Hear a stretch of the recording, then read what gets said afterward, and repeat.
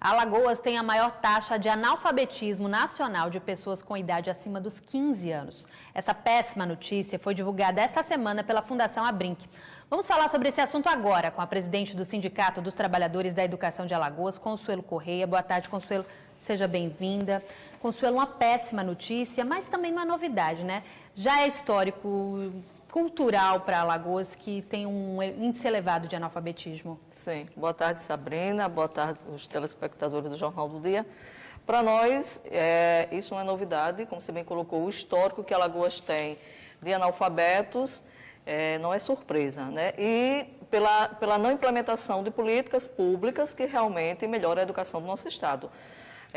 No nosso cotidiano, no nosso fazer pedagógico, a gente sente a não implementação dessa política a contento para atender a demanda que nós temos reprimida de jovens fora da escola. Só em Maceió a gente tem mais de 100 mil crianças, só em Maceió, imagine, 100 mil crianças fora da escola.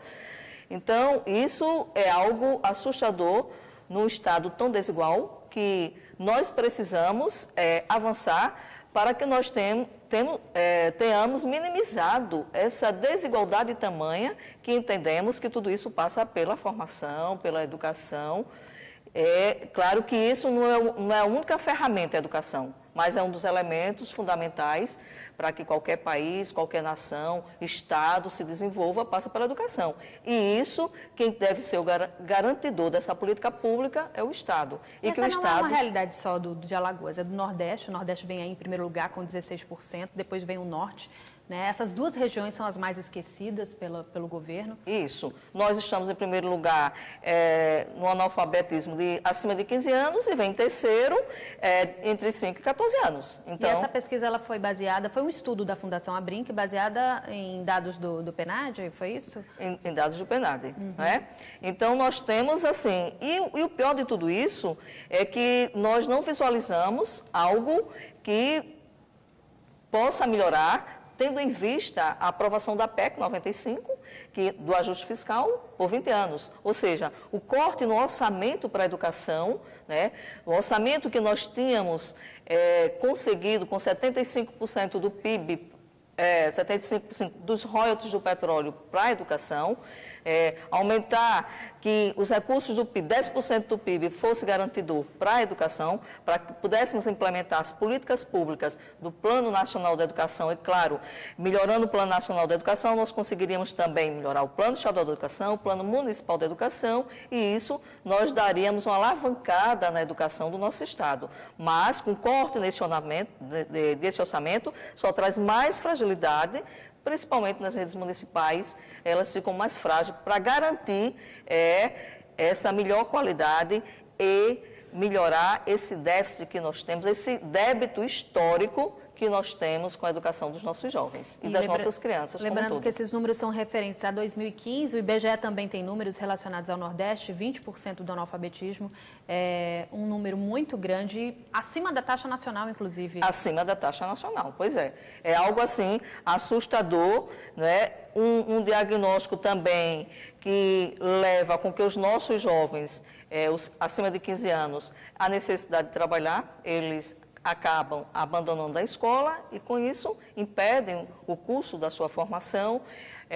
A violência também, que geralmente a EJA, que é a Educação de Jovens e Adultos, ela é ofertada à noite, hoje oferta-se pouco para o dia, mas o aluno do dia geralmente não é o aluno trabalhador, e esse aluno necessita estudar. Entretanto, a violência, a necessidade de trabalhar faz com que também esse aluno acabe evadindo da escola.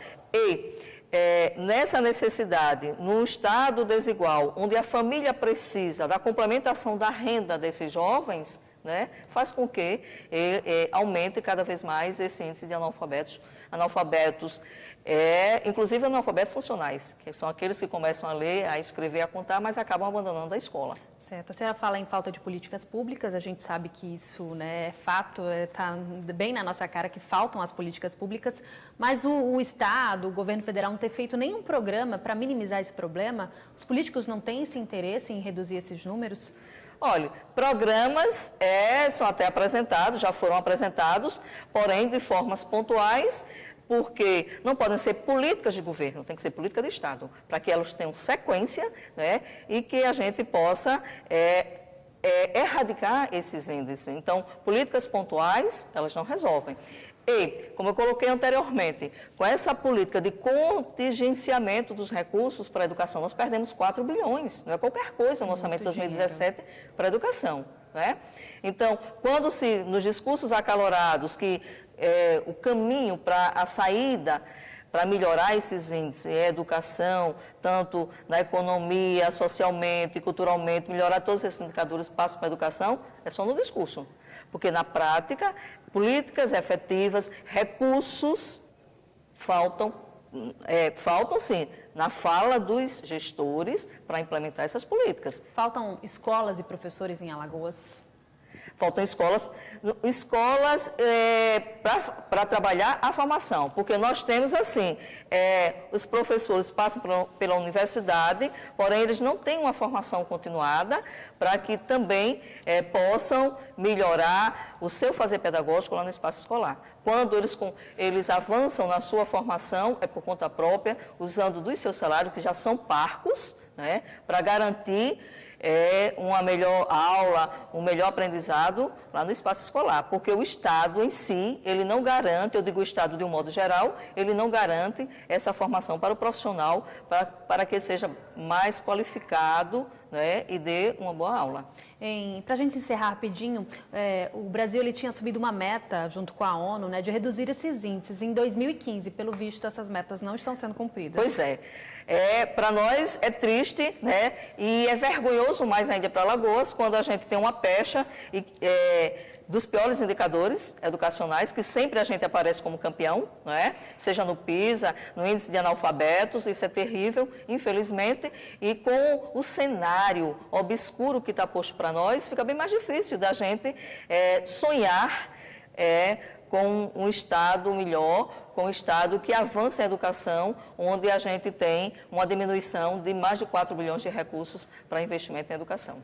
Consuelo, muito obrigada, então, pelas informações. Vamos torcer que esses índices no próximo ano sejam diferentes, que Alagoas saia aí desse primeiro lugar, né? Nessa situação é complicado, mas vamos torcer. Muito obrigada, então, pelas informações. Não é por falta de luta que nós não vamos conseguir. Nós estamos resistindo e a todo momento estamos buscando os nossos direitos, né, e a nossa valorização e a garantia de uma escola melhor para o filho da classe trabalhadora. Verdade. Muito obrigada. Boa tarde para você. Obrigada a você. E você pode rever essa entrevista, além de outras reportagens do JD, no nosso site tvpontaverde.tv.br. E o Jornal do Dia da TV Ponta Verde, emissora do Sistema Opinião, termina aqui. Nos vemos amanhã depois do Plantão Alagoas. Uma boa tarde para você.